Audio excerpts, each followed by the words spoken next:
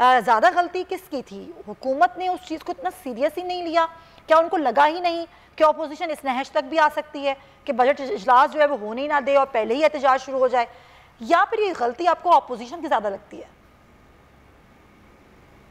देखिए, मैं समझता हूँ कि डेमोक्रेसी में एहतजाज जो है वो सबका हक है, अपनी बात करने का हक है, बशर्ते कि वो आज़ादी उसी वक्त तक है जब आपकी जो है वो दूसरे की हदूद शुरू होते हैं। आज़ादी उस वक्त तक है।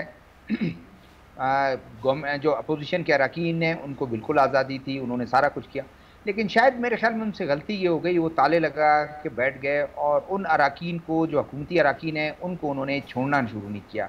ये एक तर्ज का मैं समझता हूँ कि वायलेंस है कि आप दूसरों को ना छोड़ें, उनको छोड़ देते, आप रोड पे बैठ जाते, आप शहरियों को अपने तरफ मुतवज्जो करते, आप जो है जब वज़ीर आला होते आप नारे लगाते, शाइस्तगी में सब कुछ वो होता, अब बजट पास हो जाता, आप कापियां जो है उसके जो है लेने से इनकार कर देते हो। इस असेंबली में होता आया है। ऐसा नहीं है कि कतन के बिल्कुल आप एक डेड लॉक जब आ जाता है, एक रोड ब्लॉक कर देते हैं। वज़ीर आला के पास वो अरकान गए, सरदार सालिह भूतानी को रोक दिया गया, वो वापस गए, उनके माइनॉरिटी के मेंबर जाफर जॉर्ज हैं, उनके पास वो चले गए और जाकर खलील जॉर्ज, उनको जाके उन्होंने जाके वज़ीर आला को बताया कि भाई वो तो बिल्कुल वायलेंट हो गए हैं, छोड़ ही नहीं रहे हैं। उन्होंने पुलिस को कहा कि ये आपका काम है कि आप असेंबली के रास्ते तो खुलवा दें। अब यहाँ कसूर फिर पुलिस का आ जाता है कि पुलिस बजाय इसके कि रास्ते खुलवाए, फोर्स आपके पास है, बगैर वायलेंट हुए उन्होंने एक बख्तरबंद से गेट तोड़ दिया। पूरी मीडिया थी, पूरी दुनिया में ये चीजें जा रही थी। मैं समझता हूँ कि पुलिस को भी ये देखना चाहिए था और खुदा ना खास्ता वो गेट गिर जाता उस अपोजिशन मेंबर पर, वाहिद सिद्दीकी साहब पर या बाबू रहीम मैंगल पे अगर गिर जाते, मुझे बताएं क्या असर होना था उस वक्त। फिर जिम्मेदारी किस पे आनी? सही कह रहे हैं आप। थोड़ा समझता हूँ कि ये हुआ। और अब जो बात आ रही है, मेरे ख्याल में आपके प्रोग्राम का आपने जरूर वो किया होगा, डिस्कशन इस पे होनी चाहिए। ये तो हो गया। अब मुझे बताएं कि क्या पब्लिक फंड जो है वो तमाम अरकान के लिए होते हैं या सिर्फ हुकूमती अरकान के लिए होते हैं, और ये क्यों हुआ? मैंने पिछले साल जो है Nawab Aslam Raisani neutral former chief minister के होते हुए न्यूट्रल होके उन्होंने गवर्नमेंट के साथ बातचीत की और कहा ठीक है 20 करोड़ ये मांगते हैं, आप 12 करोड़ दो। सही हो गया, मामला तय हो गया, खुशअस्लूबी से और सारा कुछ हो गया। इस दफा भी अगर नवाब असलम रहसानी दरमियान में पड़ते या सरदार सालिह भूतानी या दूसरे बीएनपी की या सरदार, मैं समझता हूं कि इस वक्त एएनपी के।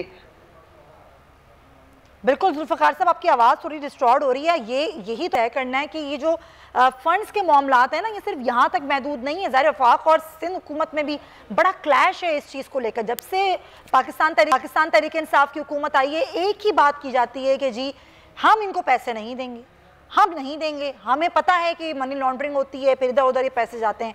अच्छा मुर्तज़ा, ये मामला बहुत बढ़ गया है फवाद चौधरी के बयान के बाद, और ये और ज़्यादा रिफ्ट जो है वो बढ़ गई है। लेकिन इसमें कसूर किसका है? ज़ाहिर है इसमें सारा जो मलबा गिरता है वो तो आवाम पर गिरता है। यहाँ वफाकी हुकूमत कहती है जी हम इनको पैसे नहीं देंगे, और मज़े की बात ये काम भी नहीं करवाएंगे हम। और दूसरी बात ये है कि सिंध हुकूमत ये कहती है कि इनको देना ही नहीं है फ़ंड, सिर्फ ना देने पर इस तरह के बयानात देते हैं, बाकी और कोई मामला नहीं है। ये जंग जो है ये वफाक से शुरू होकर 1.5 सूबों तक पहुँच गई है। लग रहा है कुछ मामला आपको हल होता हुआ, ये वफाक की जो तर्ज अमल है इसमें कोई तब्दीली आती हुई लग रही है आपको? बिस्मिल्लाहिर्रहमानिर्रहीम, बहुत शुक्रिया सुमिया।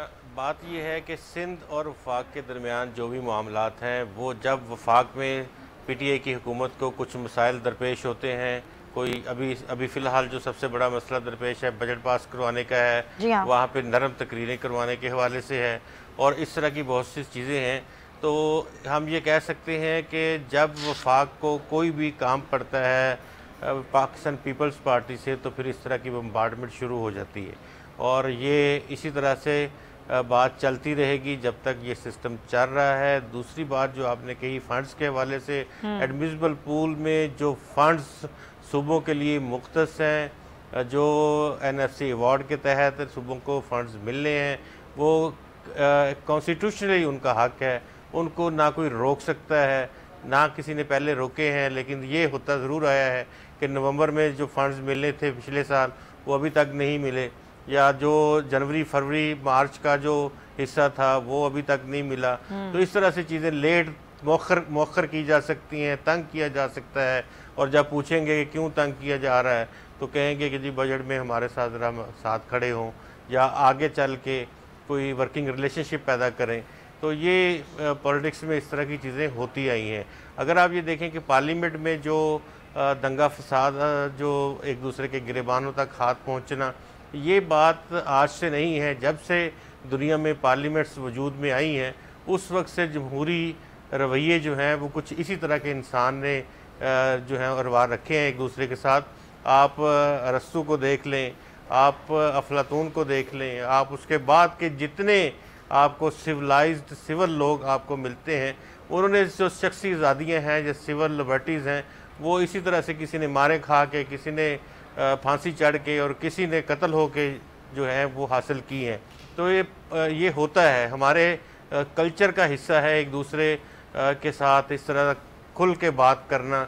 तो पार्लियामेंट में बात इसी तरह से होनी चाहिए। अवाम के लिए कोई बात करेगा तो वो इसी तरह से की जा सकती है। अगर लेकिन गालम गलोच कोई तरीका नहीं है, एक दूसरे के साथ बात करें, एहतजाज करें, लेकिन जो तरीक़ेकार पिछले दिनों हुआ उससे जगह साई हुई मुर्तज़ा, इससे हमारी भी ऐवान का तकद्दुस पामाल हुआ। ये कोई तरीका नहीं है। बिल्कुल आपकी बात दुरुस्त है। ये ऐवान का तकद्दुस किससे है? कॉन्स्टिट्यूशन ऑफ पाकिस्तान से है। जब कोई बंदा, कोई शख्स ये कहता है कि कॉन्स्टिट्यूशन ऑफ पाकिस्तान में जो चाहे कर लें, जिस तरह चाहे हम इसको इसके साथ खिलवाड़ कर लें, तो फिर वो किसी को नज़र नहीं आता। बात यह है कि ये पार्लियामेंट में इस तरह की जो चीज़ें हैं, मैं पहले अर्ज़ कर चुका हूँ, गालम गलोच नहीं होना चाहिए। गलत हुआ है जो एक दूसरे के ऊपर किताब इन्होंने एक दूसरे को मारी है, मेमोरान ज़ख्मी हुए हैं, ये सारे ये चीज़ें दुरुस्त नहीं हैं। रवैये जो हैं वो एक दूसरे की बात सुनने के होने चाहिए। मैं यहाँ एक कोट करूँगा, गुज़िश्ता दिनों में एक पार्लियामेंटेरियन, मगरबी मुल्क का पार्लियामेंटेरियन था, वो बिल्कुल नंग धड़ंग, वो बगैर जूतों के अपनी पार्लियामेंट में आ गया। सब पार्लियामेंट के लोग उसके ऊपर हंसने लगे। तो उसने एक जुमला कहा, उसने कहा जो बाहर अवाम पाँव से नंगे हैं, कपड़े उनके पास नहीं हैं, वो भूखे हैं, तुम लोग मुझ पे हंसने की बजाय उन पे हंसो। तो बात यह है कि अगर तो कोई पॉजिटिविटी निकलती हो। सब्सक्राइब करें और बेल दबाएं ताकि कोई खबर रह न जाए।